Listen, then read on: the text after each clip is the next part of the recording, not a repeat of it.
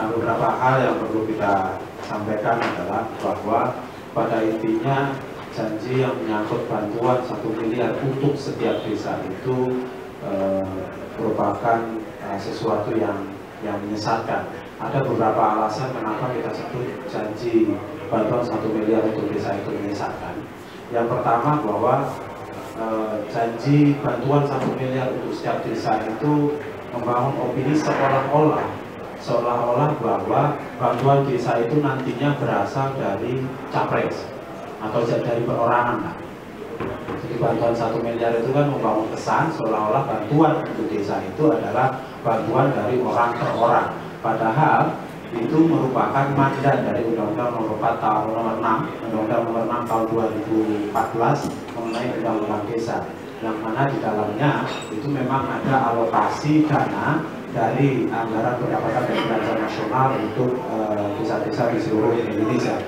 Nah, alasan yang kedua kita sebut janji itu juga menyesatkan karena asal-usul dana desa itu menjadi kurang.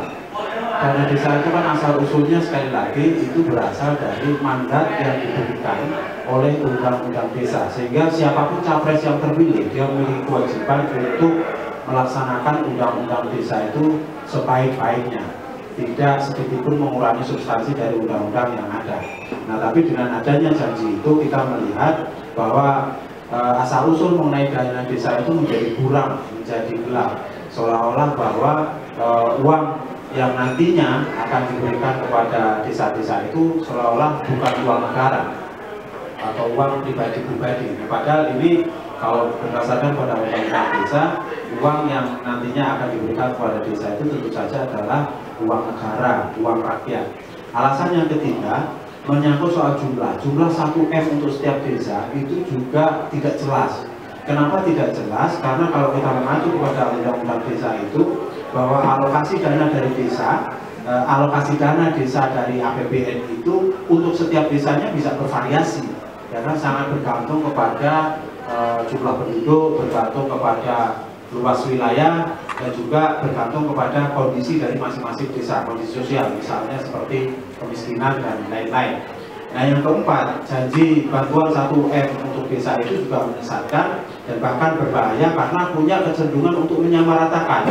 Ini kan kesannya seolah-olah bahwa semua desa, dan kalau nggak salah sekarang ini jumlahnya sekitar 72.000 desa di seluruh Indonesia, ini seolah-olah kan akan menerima rata semua 1 miliar. Nah, padahal ketentuan di dalam undang-undang desa tidak seperti itu.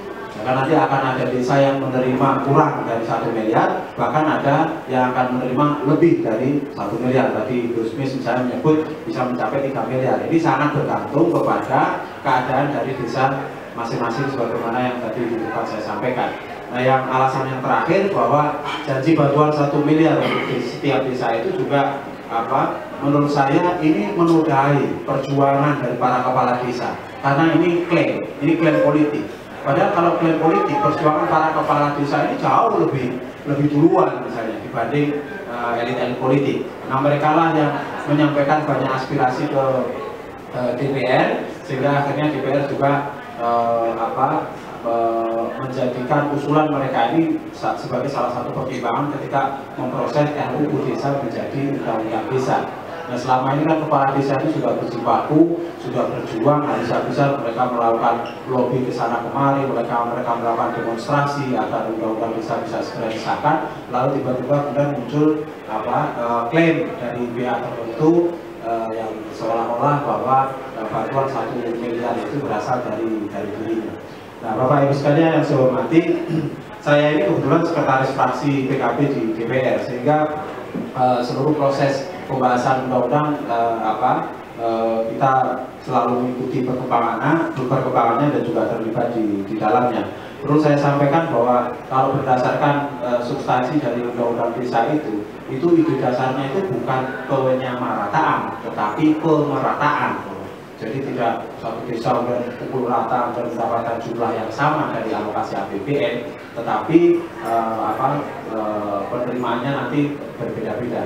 Semangat utama dari undang-undang desa ini kan memberikan kewenangan kepada desa untuk mengelola kekayaan yang dimiliki oleh desa, aset-aset yang dimiliki oleh desa, dan sekaligus juga mengefektifkan tata kelola pemerintahan, mengefektifkan, mengoptimalkan pelayanan masyarakat, terus kemudian juga membuka kemungkinan misalnya untuk dilakukan berbagai upaya untuk meningkatkan kekayaan desa.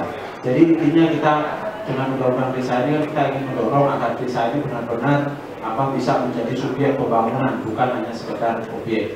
Nah, jadi yang perlu digarisbawahi juga bahwa terkait dengan soal janji 1 miliar bantuan untuk setiap desa itu, ini jelas selain menyesatkan juga salah kaprah, karena kesannya bahwa seolah-olah problem di desa ini hanya semata soal uang, ya kan? Seolah kalau kemudian uang diturunkan ini kemudian selesai. Tidak. Dan di dalam undang-undang desa makanya ada mandat yang cukup banyak diberikan kepada pemerintah provinsi, juga pemerintah kabupaten, misalnya untuk melakukan fasilitasi, melakukan pembinaan, untuk melakukan supervisi menyangkut pengelolaan bantuan dana dari alokasi APBN untuk setiap desa.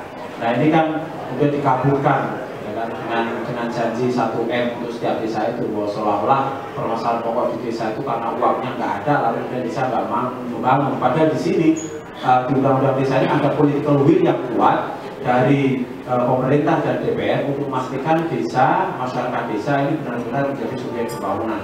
Kalau kita tilik dari pengalaman sebelum-sebelumnya, desa ini kan praktis tidak lebih dari sekedar menjadi lokasi pembangunan. Jadi pembangunan desa itu boleh dibilang nggak ada sebenarnya. Yang ada adalah pembangunan di desa. Jadi desa sebagai lokasi pembangunan.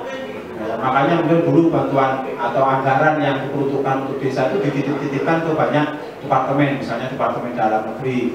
Dan itu ada juga bagian dari dana desa yang luas itu, kemudian keluarlah program PNPM mandiri dan segala macam.